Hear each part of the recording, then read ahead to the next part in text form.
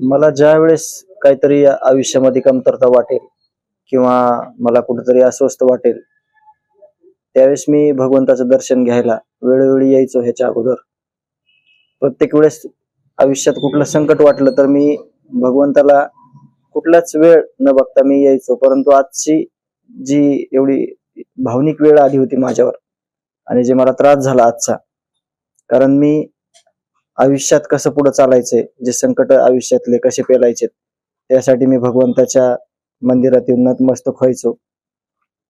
सगळं कुटुंबासाठी मागायचो भगवंताला की सगळं कुटुंबाला सुखात ठेव, सगळं कुटुंब म्हणजे सुखी राहिलं पाहिजे. आणि वेळोवेळी मी यायचो. परंतु आज पहिली वेळ असेल की मला काही मागता नाही आलं, कारण का माझ्यापाशी काहीच ठेवलं नाही. या क्रूरकर्मी लोकांनी माझं जे सर्वस्व होतं, माझा भाऊ, तो या क्रूरकर्मी लोकांनी त्याची हत्या केली. कॉमस्कोर नुसार आता isakal.com आहे देशातील नंबर 1 ची मराठी न्यूज वेबसाईट. प्रत्येक अपडेटसाठी isakal.com ला नक्की भेट द्या.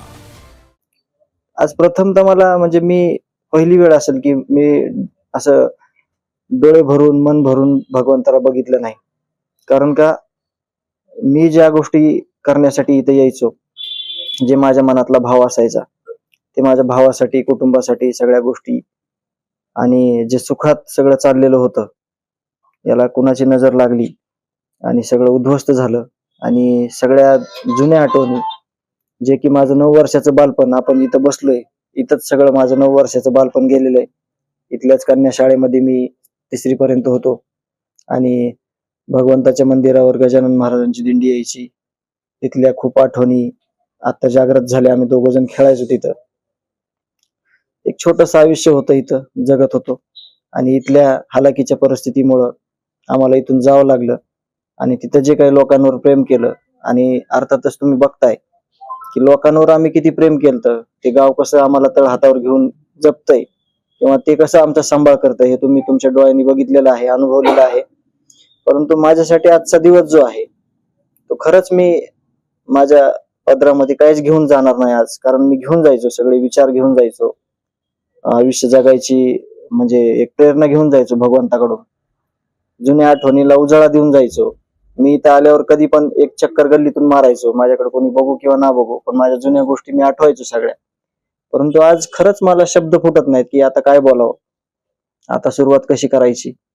लहान लेकरं आहेत, आई वडील वृद्ध झालेले आहेत, त्यांना कसं सांभाळायचं आणि हे आव्हान कसं पेलायचं, अशा सगळे एक आव्हानात्मक जे आयुष्य झालेलं आहे, जे सुखी आयुष्य होतं, त्याला समोर जाताना मला आज खरं तर समजत नाही की कोणत्या मार्गाने सुरुवात करायची. ह्याच्यात कसं आहे, जो फरार आरोपी आहे कृष्ण आंधळे, आता त्याचं आज एक स्पष्टीकरण आलेलं आहे की तो फरार असताना वाल्मिक कराडला कॉल झालेले आहेत, विष्णू चाटेला कॉल झालेले आहेत. हे सराईत गुन्हेगार आहेत. आणि हे सराईत गुन्हेगार होण्याचं कारण असं आहे की तिथं जे काही बोटावर मोजण्या एवढे लोक होते पोलीस यंत्रणेतले, त्या लोकांनी कधी ह्यांना पर्सनली घेतलंच नाही, त्यांना कधी कायद्याचा धाक दाखवलाच नाही, त्यांना कधी कायद्याचा काय धाक असतो ह्याची कधी भीतीच दाखवली नाही. त्याला अभय होतं त्यांचं. आणि त्याच्यामुळे तो कृष्ण आंधळे आतापर्यंत फरार आहे. तो किती घातक आहे हे तर तुम्ही सगळ्यांनी बघितलेलंच आहे. परंतु तो ज्यावेळेस जेरबंद होईल, असेच सगळे पुरावे यापैकीच आपल्या समोर येणार आहेत. आता ते कधी जेरबंद होतंय हे यंत्रणेलाच खरं तर हा प्रश्न विचारायला पाहिजे.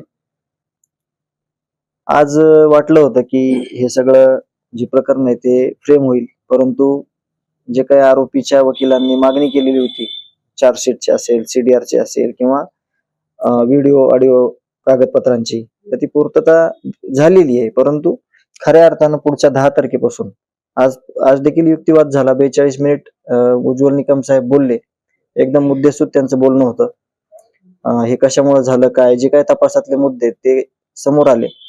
आणि आता पुढच्या 10 तारखेपासून खऱ्या अर्थाने या सुनावणीला सुरुवात होईल. नाही, ही सगळी टीम आहे, ह्याच्या माग खूप मोठं पाठबळ आहे, हे तर उघडकीस आलेलं आहे, उघडच आहे. परंतु आता जे न्यायालयीन समितीचं कामकाज चालू झालेलं आहे, त्या न्यायालयीन कामकाजाचं स्वरूप असं असतंय की आता आपल्याला कळलंय की हे आरोपी कोण आहेत, परंतु हे आरोपी का तयार झाले, ह्या आरोपीला कोणी पाठबळ दिलं, हे चुकीची कामं करायला ह्यांना कुणाचं अभय होतं, कुठला व्यक्ती आहे ह्याला कारणीभूत किंवा कुठली संस्था आहे, हे लवकरच स्पष्ट होईल आणि जे काय ह्याला पाठबळ देणारे लोक असतील त्यांना नक्की शिक्षा होईल. नाही, खरं सांगायचं झालं तर आम्ही दोघं एकमेकांची सावली होतो. कुठलंही काम करताना आता तिथं जे काही नेतृत्व करत होतो ते नेतृत्वात आमचं कॉम्बिनेशन असं होतं की माझ्या लेवलचे मी कामं करायचो.